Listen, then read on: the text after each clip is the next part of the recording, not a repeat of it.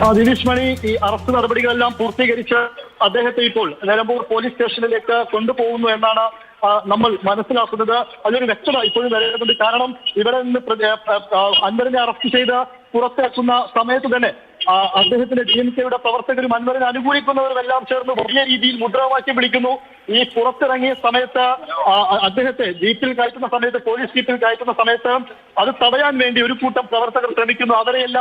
അവരെല്ലാം മാറ്റിക്കൊണ്ടാണ് വേറെ പ്രയാസപ്പെട്ട പോലീസ് ഇവിടെ നിന്ന് അൻവറിനെ അറസ്റ്റ് ചെയ്ത് കൊണ്ടുപോയത്. ഉടനെ തന്നെ അദ്ദേഹത്തിന്റെ മജിസ്ട്രേറ്റിന് മുൻപിൽ ഹാജരാക്കുമെന്നാണ് ഇപ്പോൾ ഏറ്റവും പ്രധാനമായി നൽകാനുള്ള വിവരം. ദിനേശ് മണി, PV അൻവറിന്റെ അറസ്റ്റ് രേഖപ്പെടുത്തി പോലീസ് സംഘം മടങ്ങിയിരിക്കുന്നു. ഏകദേശം 1.5 മണിക്കൂറോളം നീണ്ടുനിന്ന പോലീസിന്റെ വരവും ചോദ്യം ചെയ്യലും അറസ്റ്റ് നടപടികളുമൊക്കെ ശേഷം പൂർത്തിയാക്കിക്കൊണ്ട് പോലീസ് സംഘം അവിടെ നിന്ന് നീങ്ങുകയാണ്. നിലമ്പൂരിൽ ആദിവാസി യുവാവ് കാട്ടാന ആക്രമണത്തിൽ കൊല്ലപ്പെട്ട സംഭവവുമായി ബന്ധപ്പെട്ടാണ് പ്രതിഷേധങ്ങൾ ഉണ്ടാവുകയും തുടർന്ന് വനവകുപ്പ് ഓഫീസ് അടിച്ചു തകർക്കുന്ന നിലയിൽ DMK പ്രവർത്തകർ, അതായത് PV അൻവർ അനുകൂലികൾ ഈ ഓഫീസ് അടിച്ചു തകർക്കുകയും ഉദ്യോഗസ്ഥർക്കെതിരെ മോശമായി പെരുമാറുന്ന സാഹചര്യമൊക്കെ ഉണ്ടായി. തുടർന്നാണ് വനവകുപ്പ് കേസ് നൽകിയത്. ജാമ്യമില്ലാ വകുപ്പ് പ്രകാരം പോലീസ് കേസെടുക്കുകയും ചെയ്തു. തുടർന്ന് ഉടനടി തന്നെ പോലീസ് നടപടികളിലേക്ക് നീങ്ങി അറസ്റ്റ് രേഖപ്പെടുത്തിയിരിക്കുന്നു.